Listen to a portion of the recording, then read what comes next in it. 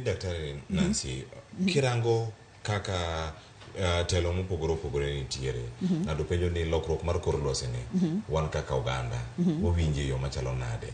Biro nyalo bedo gimoro machiegni kod ok osen mana mbaka migo e pinje maoko. Iwacho ni chido mar alwora, chido mar pi, chido mar muya ma oganda bende kao ka yweyo kata jamni bende tiyo godo kar kacha.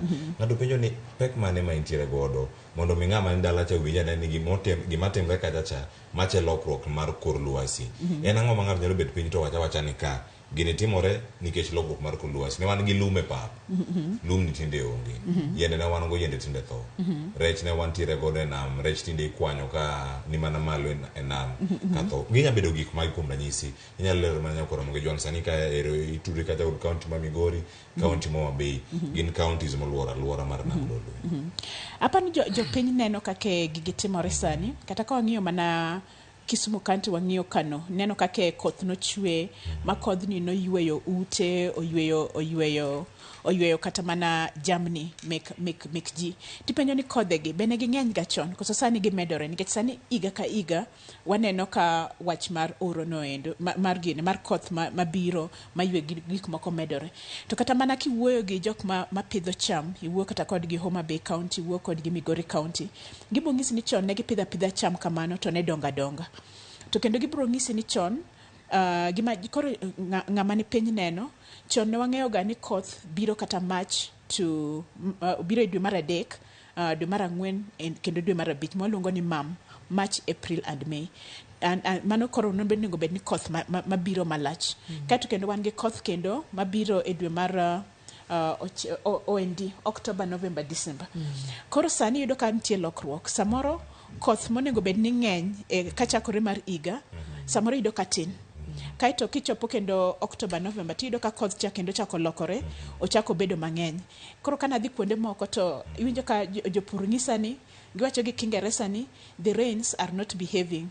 They come when we don't need them and they don't come when we need them. Koro giwacho ni koro tinde koth timbe koth omako dhogi nikech sama gidwaro koth ok bi. Sama ok gidwa koth to koth biro. Kata sani bende neno ka koro farmers rely on fertilizer.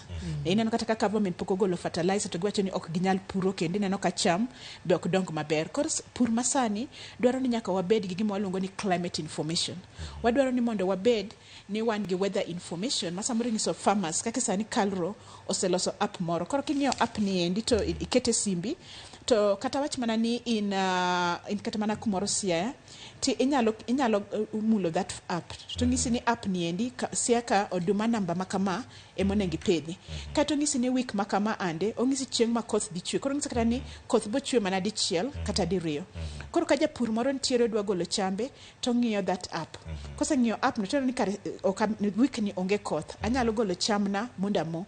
Koro nitie gik mang'eny matimore oko ka ande ma osebedo developed kendo oseket pesa mang'eny e wach mar lokruok mar lwasi ma farmers jopur mapiny sani kata kiwuoyo kodgi to gibiro ng'isi ni an aseyudo kony makama koa kuom Kalro, aseyudo kony makama koa kuom One Acre Fund, magi e jo government mosebiro owuoyo kodwa.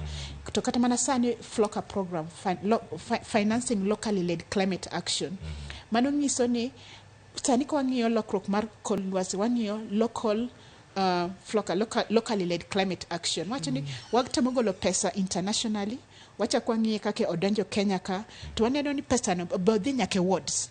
Masani ka watimo kata sensitization wapuonjo ji to wadhi nyaka the lowest level mar the wards. Makendo GT gi jok machalo women group and youth groups. Ero kama na inya Nancy Omolo. Daktari ilere yo makare inya kendo ikono ganda ni kinde magi timore nyaka ing'e ni ma kore lokruok mar kor lwasi mantie